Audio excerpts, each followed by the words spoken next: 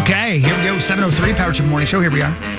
That was the Fargo Flash. Now Ben assumes his natural position over there. Saucy goes back to his spot. Thomas is still here. Hi. Could you please describe to everybody out there what my natural position is? Yeah, you are more downward facing dog. Yeah, that might get Tommy's streak broken. I was going to say military. You mean missionary? I mean what I mean. Yeah, he means military. Military is the best. Thanks for your service, Ben. Yeah, thanks, Ben. God, I have some terrible jokes that are going to really get me in trouble. Oh, please do tell. But I have to say it. Did you guys read this horrible story? Brooke Shields reveals a doctor did intimate surgery without her consent. Apparently, the doctor did, and this, I'm not making this up. What? The first part of this is true. Yeah. I don't know where he's going with this, but this doctor, part is true. Dude, I kid you not, this is the truth. The doctor did vaginal rejuvenation surgery on her without asking her first. She was under, and he did it. And what was she under for? What was the initial surgery? Teeth cleaning? No. Brilliant. Like, how do you not... Yeah. Wisdom teeth? But I don't, and I don't, this is what you know, but I can't help myself. What must you have seen down there? Okay, my mic was off for that. I hope. But you know what I mean? Yeah. Yeah. I mean, my God. So I'm taking it that they're doing something else, and he's like, boy, I'm just going to do her a favor. I guess. Yeah. Right? She is going to thank me when she wakes up. Yes. Yep. Is she known for getting around back in her day? I don't think so. Well, I don't think it matters the frequency and the number of partners. It could just be it could just be the one partner, or it could be kids. Does she have kids? I don't know. I don't know any answers to anything, but I know what kind of a doctor just says, I'm gonna, you know what? I mean, I'd be pissed if I went to Grey Clips and they were like, you know what? I know this is what you asked for. But Hogs Daddy, what if you went in for like a teeth cleaning like corset and you came out with like an 8-inch hog? Yeah. Well, that's the thing. The more comparable thing is you go in for a vasectomy and you come out with just a log jam. And you're like, and wow. And Like, Chris, and what if it was free, right? That's the thing. If she got charged for this, it's like, wait a minute, I didn't ask for that, and now you're sticking me with a $5,000 bill. If your cherry on top is like, poor choice of words. But and again, I hear where you're all coming from, but we're also obviously, I know you guys already are knowing this. We're talking about somebody manipulating a part of you. They shouldn't. Right. Yeah, that's correct. Yes. Definitely should not do this. Ever. Don't do that. Ever. Don't go near there. No, it's icky. It really is. But yeah, you know what I mean? Like, that's a story, like, where you're like, what in the hell? Are you kidding me? Who would ever assume that they should do something like that? Anyway, sorry, I was looking through my news. I'm like, that can't be real. And then it is. Wow. Holy moly. But yeah, I mean, if I go to my dentist and I come out with a huge thing, I'm giving that guy everything. I'm writing him a check for half my income for the rest of my life. That'd be great. I'm immediately starting an OnlyFans. Immediately. Yeah, for him. Yeah, for him. Yeah, right. Absolutely. Then your streak's dead. And I'm booking a second surgery because I'm always going to need more. Yep. You know what I mean? Chris, you've been to the dentist 8 times this year. Yeah, stop going. My God, Trails in the Sand by Peter Dragon over here. Great bit. You just got to be careful though, because you don't want to end up like Catwoman for down there. No, you're right. You're it's like the one surgery's good enough. Yep. Just be happy. No, you're with right. it. But we both know I wouldn't. No, I know. Right. You'd be addicted to surgery. Yeah, you'd have a Frankenstein wiener. Yep. It's a lie. This is KFAN News with Chris Hockey. Hi. The fires are just terrible, man. And I know probably like I was last night, you guys might have been watching it happen out there in California, and then it spread to the Hollywood Hills, and it's just unreal. And even like now I was reading just the list of, and not that they matter more than anybody else, but the list of celebrities who've lost homes, including James Woods. Sarah was on with her 8-year-old niece last night. She came out, I'm sorry, just, one day you're swimming in the pool, and the next day it's all gone. But she came out with her little Yeti piggy bank for us to rebuild our house. That's his niece he's talking about. Man. Oh man, I know.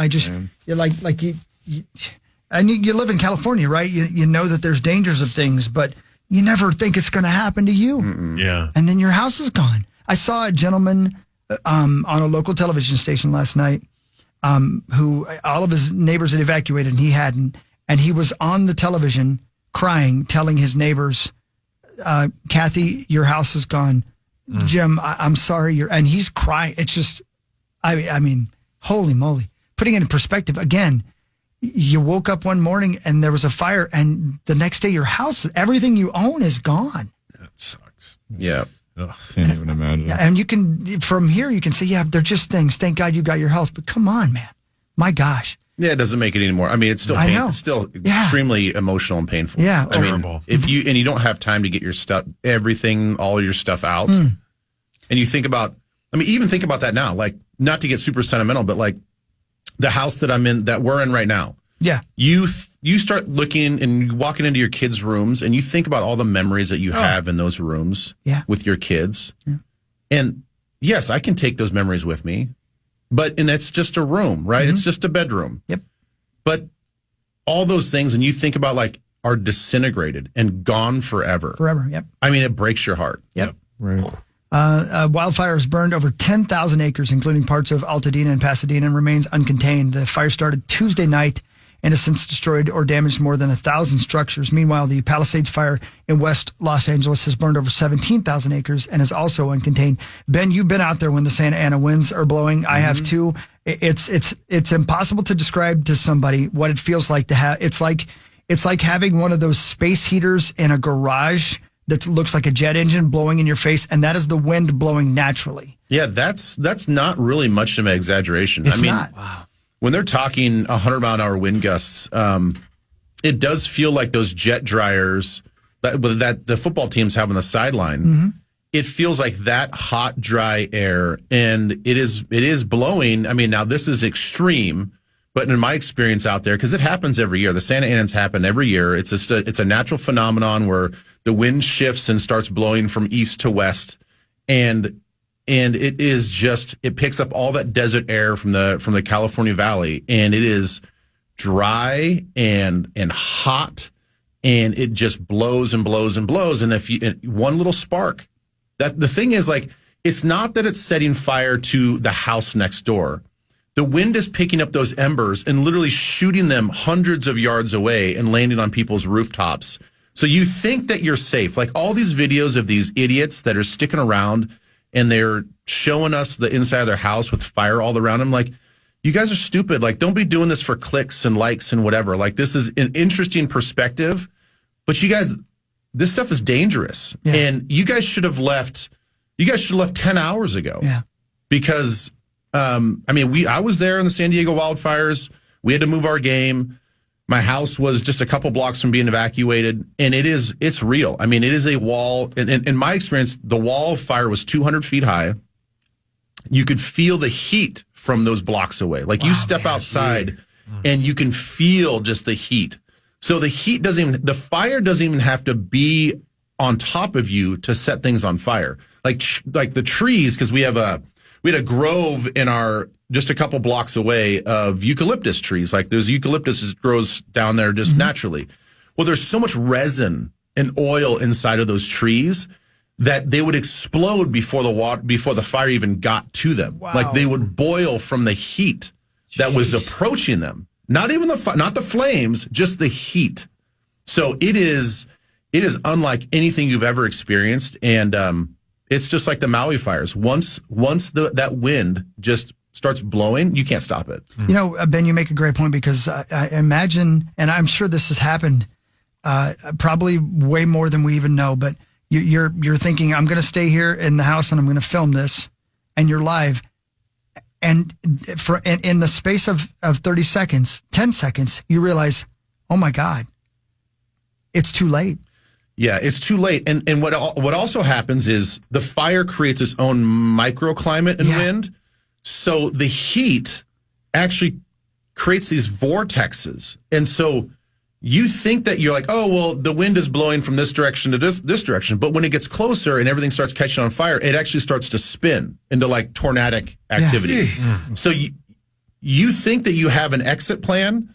Well, all of a sudden that fire wraps around whatever area you're in, and now you're surrounded by a wall of flame. And you don't know how deep that wall of flame is. Like, if I just punch my car, can I just like go right through it? Or are you driving through, 100 yards of fire? Yeah. Oof, man. My God! Like, just don't even mess with it. Yeah. Like, the second it starts coming over the hill, you get out. All right. So again, disclaimer: this is not even remotely as important as everything you guys just said. You're pretty convinced we're moving this game to Arizona? I think they should. I actually think that they, from a humanitarian aspect and optics standpoint, they should move the game. Yeah. And it's unfair. I get it. It's totally unfair to the Los Angeles Rams. I mean, they have. By rule, they have earned a home game. But, the county of Los Angeles is so stressed with all the resources, with the first responders, and my goodness, the security. I mean, we just had an incident, the terrorist attack in New Orleans. Yeah. Like, where are all those resources to make the stadium secure for this game? I'm sure that's being stressed by all the people all around, because it's not just that one fire. I think there's 6 fires around Los Angeles County and going down into San Diego. So I don't know. I think that for the safety and for just the optics and for just to give the county of LA and the city of LA some relief, I think they need to move the game. Yeah, there's no doubt they will move the game. Somebody mentioned on Barrero last night too, the air quality already poor. Would be intolerable. That's the other thing is and the weird thing is the fallout from all of this is that ash doesn't stop falling for a while. Oh. So when we had to move our game in 2003, when we played Monday Night Football with the Miami Dolphins, we had to move it to Arizona as well. The ash that just falls continually. I mean, you have a layer of ash that's, a half an inch thick on everything, and you're breathing that all the time. And so for these guys to go out there, I know the NFLPA has already contacted the Rams and everybody, and they're like, look, we got to look out for the safety of our players. Like, we can't have these guys out there. And it is considered an open air stadium, even though there's an awning over the top, which is the reason why there's lightning strikes in LA. Everybody has to evacuate that stadium into the concourses because the edges, as you know, Hawk, are open.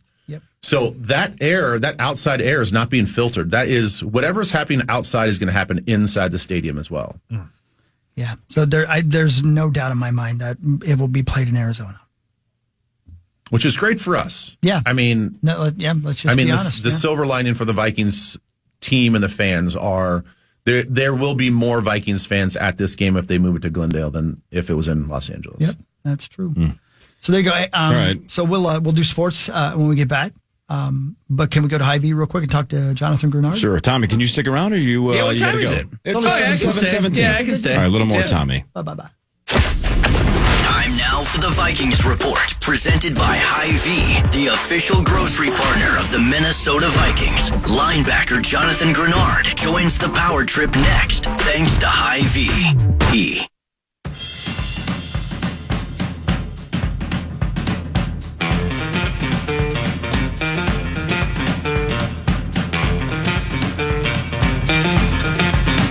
Welcome back. We got a lot of Vikings news to talk about here. Not only will we have the great and lovely and talented Tom Pelissero on here from the NFL Network at around 7:40, like we always do, 7:35, 7:40. Thanks to our friends at Bell Bank. We'll talk to Tatum Everett at 8 o'clock today as well to get you all the latest breakdown on your Minnesota Vikings and all the events, getting you all fired up for round 1 of the playoffs. Now, we know the most likely will be a change of venue. We don't have anything solid on that yet. We can ask Tom about that in the next segment. We'll I guess Tom has the latest. That's right. We'll talk to him, and we'll talk to Tatum Everett about that at 8 o'clock as well. But we'll also tell you all the big rallies they have going on to get you ready for playoff football, because I got to tell you guys, as we go into Fan 5 momentarily, there's a, poor use of words, there's a haze, it feels like to me, suddenly, over Vikings playoff football after what happened in Detroit. I think people forget we're in the playoffs. We were just talking about this, on Monday, Tuesday? We were just saying there's no buzz. There's no buzz in the city anymore. Right. Zero. It completely died after the Lions game. We were all very excited, don't get me wrong, but that was not a playoff game. We are in the playoffs now. It's not too late, Ben. And we're on Monday Night Football. It's sick. Monday night. So here's something to chew on. Ooh. So, put that away, brother. Stay Thomas, Tommy. Stay Thomas. Stay Thomas. Stay in your lane, buddy. I love it. So I had Harrison Phillips was my guest on Monday night at Mystic Lake. Ooh. And we were just talking about, just the vibe of the team and all this other stuff and kind of this exact thing. And he's like, think about this. So he's like, we had a great film session today. It was very revealing. And he's like, we went on 8 or 9 wins in a row? Yeah, I think it was 9. 9? Yeah. He's 9, like, when we have a 9-game win streak, we have a Victory Monday, which is like something, it's that bone that the coaches throw out. It's like you get the day off, per se, but, guys still go in and watch film. But the point is, like, they haven't had a real sit-down film session where they really broke down every single play in 9 weeks. Because in the course of the NFL season, you get a Victory Monday and you watch some film on your own or with your buddies. And then on Wednesday, you come in and they like hand select maybe a dozen plays and like, here's the plays that we need to work on.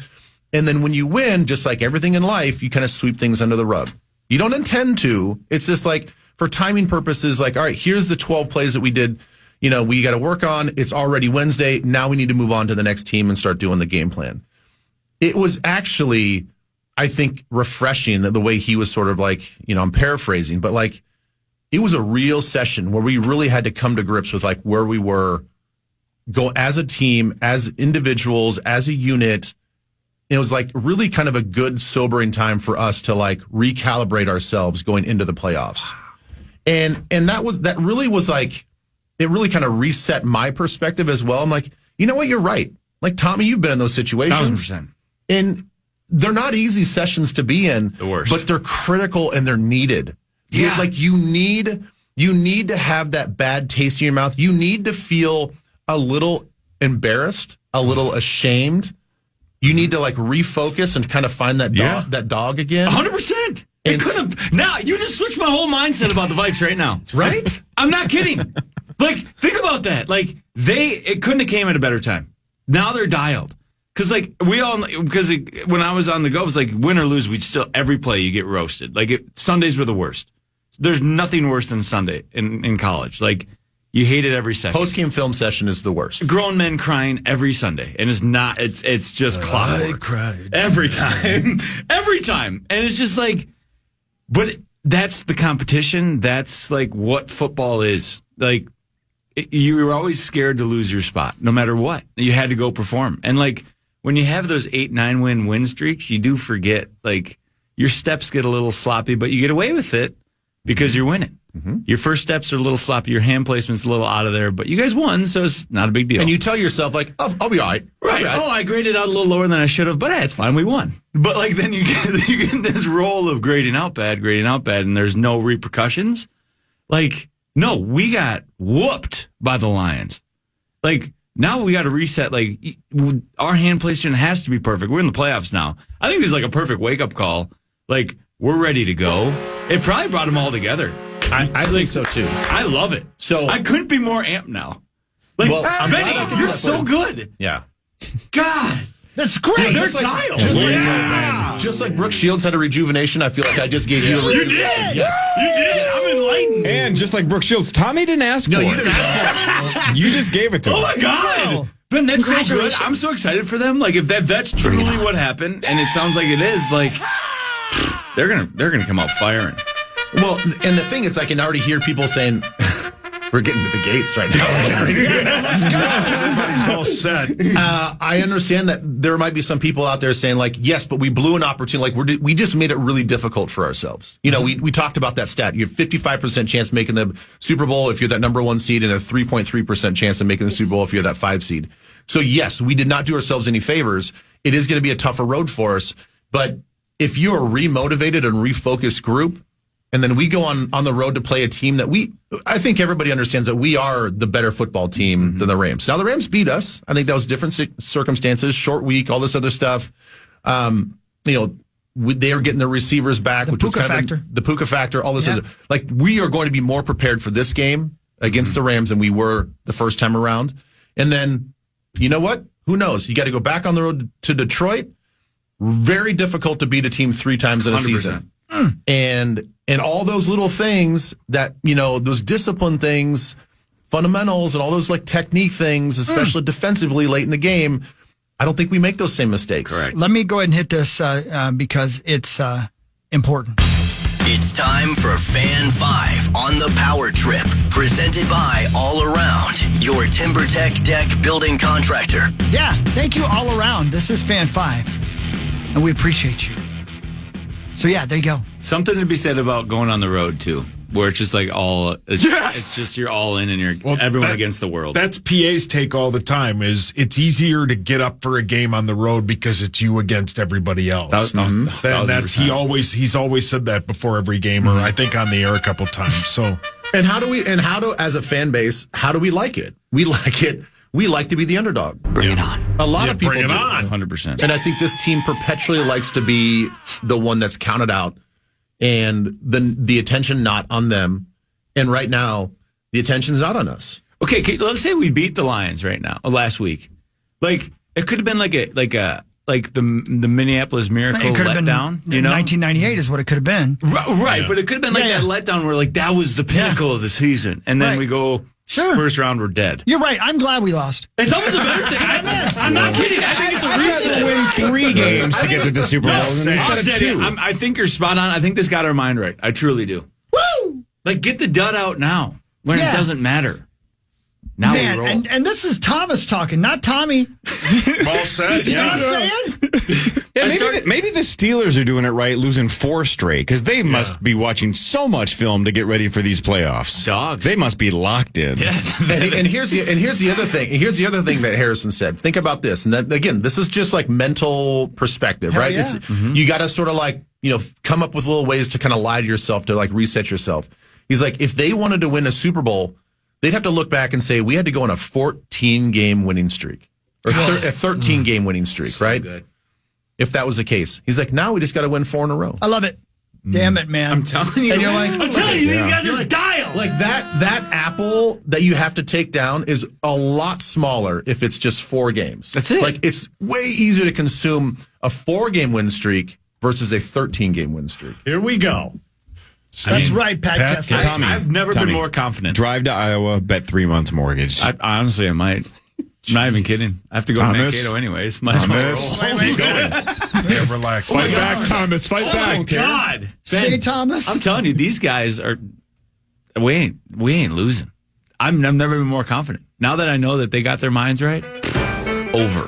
Done. Look at you, Thomas. God. Oh, I started 2 shows. I teased that. Yeah. Wait, Go for it. Which 2? Started Landman. We caught it all the way up. John Hamm and Billy Bob Thornton. God. Yeah, good. Top 3 show I've ever seen. It's on my Mount Rushmore. Really? That can't be true. So it's Taylor Sheridan, Thomas we're right? It's the talking guy that keep created forgetting. Yellowstone. Yeah, that's right. It's so good. But okay, so it's like it's in the same world, or what are those called? Universe? Yeah. It feels in my head as the movie Friday Night Lights, and that's why I love it. Okay. So it's All right. spot on. But it has nothing to do with football. But it's so good. And then I started first episode last night of Severance. Episode 1, season 1. I need to watch that too. Oh, same. I gotta It's start that. 100%, isn't it? On Rotten Tomatoes? Yeah. Season 2 so far. And the trailer is. I cannot wait. I know. I just, the bar is so freaking high. Season 1 was unlike anything I've ever seen. Yep. It's one of the best seasons in the history of television. I don't know how they can top it, but I just cannot wait to see what they do. We're 8 days away from season 2. Right. That's right, Bubba. Yeah. Can't wait. Yeah, because we're done watching Shrinking. Shrinking's over. How great was Shrinking? It's the best show ever. My God, dude. Yes, it's excellent. That good? The Harrison Ford scene in the last. Ever. Oh my God. Ever? Yeah. It's the best. Better than Thrones? I was so glad that Abby It's didn't good, look at me dude. because I was like, Dude, it's outstanding. Did you hear me say this morning? depressing? I mean, it's not like you don't think Harrison Ford's a great actor. My God. yeah, that scene. Yeah. Even his hand. I know his hand. Oh my God. All of dude. it. It's that good. I'm glad I was by myself. I was crying Yeah. so hard. That good. I'm telling you, it is one of the smartest, most fun shows I've watched in a long time, and it is entertaining. You love all the characters. Everybody. You love the storyline. A+. It's so good. The comedy. The comedy is bam. It is. You're like, I want to be friends with all these people. All of them. I told you, Corey, you got to watch it. Oh, check it out. You got to watch I've it. heard nothing but good things. Better than How I Met Your Mother? Tommy. Better than Young Sheldon. Stay Thomas. Stay Thomas. Yeah, stay Thomas. How I Met Your Mother's number one. It's not better than Chicago Fire. It's number 0. Were you completely confused by episode 1 of Severance? Because that's half the fun.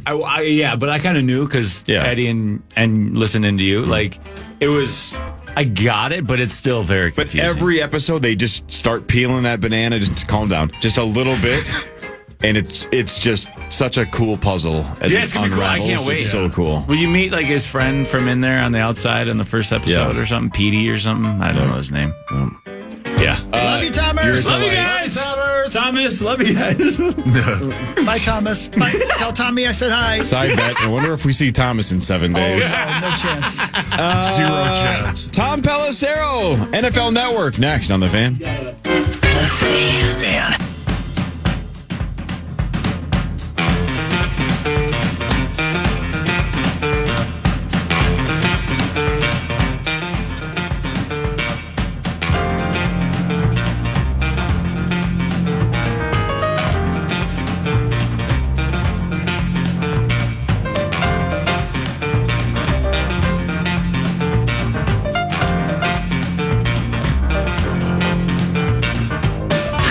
Camera. Oh, Lord. Welcome back to the Power Trip Morning Show. Bye, Tommy. Oh, Tommy's back? Tommy was here for a minute. Yeah, we dragged him out of there for a second. He walked from our room to your room. And That's right. What happened? What happened between? Time travel. Might be our fault. Yeah, I think it was like the last scene of Thriller where Michael Jackson turns out. Yeah, but where did he deposit it? There's only a few steps in between. Double Cobras. Yeah. Speaking of Toms, by the way, Tom Pelissero, ladies and gentlemen. Hi, everybody. Tom, how are you? Doing fantastic. How are you guys doing? Doing great. We've got lots we'd like to talk to you about. As always, we appreciate you. And we appreciate Bell Bank for making you available. And I guess the first question everybody wants to know is, do you have any latest update? Do we have anything solid from the NFL yet about where our game will be on Monday night?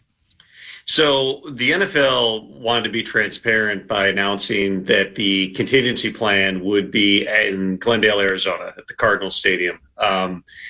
My understanding is this is right now just a contingency plan. They're continuing to prepare to play the game in LA. I think that we've all seen the images and the footage of the devastation throughout that area. There's obviously always considerations given to the NFL doesn't want to divert away resources in terms of first responders. And of course, there's, medical personnel, police personnel, and other things that normally are used for NFL games. They always want to be conscientious about not pulling people away. Same reason, a game got moved out of Buffalo a couple of years ago. It was not just the travel. It was there's people with more important things to do than a football game. I would say, NFL Network's headquarters are literally across the street from SoFi Stadium. Our shows have been on the air. That particular area in Inglewood, as of now, is, not greatly affected. But there's also, we've had producers who have been in evacuation zones who have had to leave at the last second. People live all over, Southern California who work in various areas. And so this is going to be a little bit of a moving target going into the weekend. I would anticipate that by the time we get to probably Saturday, we get a good idea of where the game is going to be, because if it's going to be moved to Arizona, you're talking about rerouting travel, lining up all the additional resources. Again, they've made the contingency plans, but there's a lot of things that would have to take place. So I think that as we get to the weekend, the assessment's going to be ongoing. Right now, I would anticipate the game is in LA, but there is certainly a possibility, and they're preparing, for that possibility that it could have to get moved. Tom, I wanted to ask you, what's the role of the NFLPA in all this? Because I know, and I saw one report just talking about the air quality, and they're looking out for player safety. Like, how much input are they going to have on this game being moved? Well, the game's indoors, and so I think that the air quality is less of a concern than if you were talking about an outdoor type of a stadium. Obviously, the NFLPA is always involved in these different things. You want to make sure that people are safe, that you're not putting anyone in harm's way. I think that the NFL, again, their focus is certainly on playing the games as scheduled, if that is something that makes sense. So The union is absolutely monitoring the situation, but I have not sensed that there's any real concern, especially because, it is a Monday night game, which helps. If this game were on Saturday, I don't want to speak for the league, but I think there'd be a real possibility that we'd be talking today about, all right, we got to make a call here. The fact that you got Monday night, that probably helps just in terms of letting this play out. Hopefully, first and foremost, hopefully the fires can get under control, because everything I was reading again this morning is that you got new fires breaking out and, thousands of buildings burned. It's a horrible situation out there right now. So, thinking about everybody in that area. How do you feel about the actual two teams, and how different are they than the last time these two teams squared off a couple of months ago when the Rams won? Well, I thought it was telling that Brian Flores said the other day, that they were surprised when Puka Nacua ended up playing in that game. News that I think that they got because I came on the power trip and said, I think Puka's playing in that game. That was really the first word was me on this show and on TV, because he had practiced one time. They were game planning like the guy was not going to play. And all of a sudden he's out there. Not just was he out there, he played really well despite coming off of that knee injury. And so, the approach is probably going to be a little bit different from the Vikings standpoint. I think defensively they're further along than they were early in the season. You've really seen the pass rush come into its own. They've gotten better and better at the way that Flores likes to, move the personnel around and move certain people to different positions and things like that. Offensively, you would say the Vikings also, have been a better team, but for that game that we saw on Sunday night in which, as we've talked so many times about Sam Darnold and what do you do on the contract? And I think I made a comment last week of, there's still more bad tape out there on Sam Darnold than good tape, which is going to at least influence the conversation. Last Sunday night, that was kind of the bad Sam Darnold tape. He wasn't throwing 5 picks or something, but when Darnold struggles, it's usually what you saw in that game, which was everything seemed like his clock was a little bit sped up. He was, a little bit, kind of frantic in terms of how he was patting the ball and getting through reads. And then he throws flat-footed and he throws high. And that happened repeatedly. Obviously he had I don't even want to call it a drop by Justin Jefferson, but we've seen Jefferson make that play in the end zone. But how many other balls did he just miss the throws? Or if the ball's coming out late, like the one to Addison down there in the red zone, it's a little bit off target. It allows them to cover it a little bit better. I would say this. For anybody who's panicking about Sam Darnold right now, and I've gotten plenty of texts from friends and family members who are in that boat, you would much rather Sam Darnold have that game week 18, despite everything that was on the line. You'd rather that happen in that game than Monday night against the Rams. So if Kevin O'Connell has proven one thing throughout the course of the season, it's that he is never going to respond to Sam Darnold struggling by saying, Sam, we're going to have you do less. If anything, he pushes him. We're going to have you do as much, if not more. I think that O'Connell's going to come out with an aggressive game plan again against the Rams. He knows that he's got to play that way against L.A., and I'm sure that they've been, just making sure that Sam Darnold continues to feel the way he has throughout the season, which is, hey, you can have a bad play, a bad quarter, a bad game. We're going right back to you. We're playing the same way. We're not going to ask you to put the whole team on your shoulders, but you're going to have to make a handful of above-the-line throws in every game. Last week, he didn't make them. You got to hope Monday night he does. Are the Vikings, I know record-wise they are, but are the Vikings on paper the best wild card team in all of the playoffs?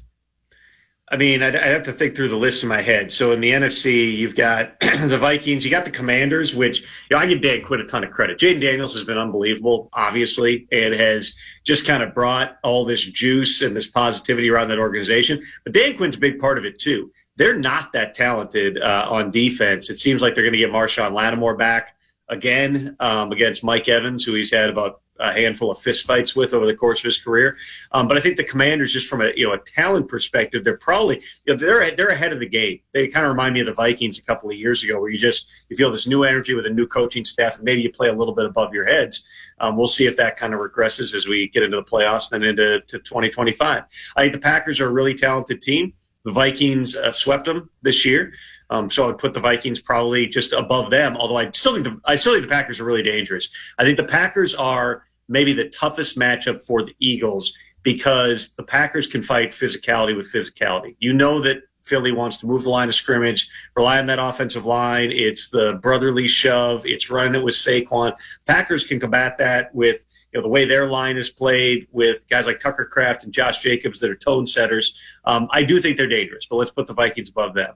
AFC-wise, I mean, the Steelers are maybe the biggest disappointment. Probably they have to be the biggest disappointment in the league over the past month with the way that they've played. And you've seen – speaking of regression to the mean, you've kind of seen Russell Wilson look a little bit more like 2022-23 Russell Wilson, where early in the season he was playing at a higher level. They're still really good defensively. They've had the Ravens number in the playoffs. I think that's a fascinating matchup on Saturday night. But I'd say the Vikings right now, based on how they've played, are probably more dangerous than that team. I think the Chargers are really intriguing. They're another team that's, year one of the rebuild, and they've had some bumps throughout the course of it. The personnel's not all the way to where Jim Harbaugh wants it, but Harbaugh's just got this magic to him, especially as you get to playoff time, where he kind of ingrains this belief in people. And, we've seen it over the course of time that they can go and win. And then you got the Broncos, who are, a team that's they're in year two with Sean Payton. They're very close to to not getting in the playoffs with losses in week 16 and 17. But good Bo Nix has been as good as any rookie quarterback in the NFL this season. Sorry for the long-winded answer as I'm talking myself through it. I think the Vikings are probably the most dangerous team just because of the body work they put on paper and because of the stars that they bring to the table, the difference makers. It's not about the names. It's about Justin Jefferson can elevate the level of everybody around him. So can TJ Hawkinson when he's on. Jordan Addison is proven to be a difference maker. Aaron Jones, when he's healthy, is proven to be a difference maker. And Sam has been a difference maker. Defensively, I think that, with the way that Grenard is playing, he's proven to be a huge difference maker for that team. Van Ginkel, I still can't figure out why people keep throwing those flare screens to his side. He's going to end up with another pick six. And Brian Flores and Kevin O'Connell are difference makers. I think the Vikings are still really dangerous, but they've got a pretty tough matchup for themselves against a head coach who knows Kevin really well in Sean McVay, who's really good with play calling. You got to stop Puka Nacua from beating you. It's Puka, it's Cooper Kupp. I think Kyron Williams, that's kind of the guy that nobody talks about on that team. He's obviously a really good running back here, but in my mind, take away those main two threats in the passing game, and you're going to be able to go in there and get a win.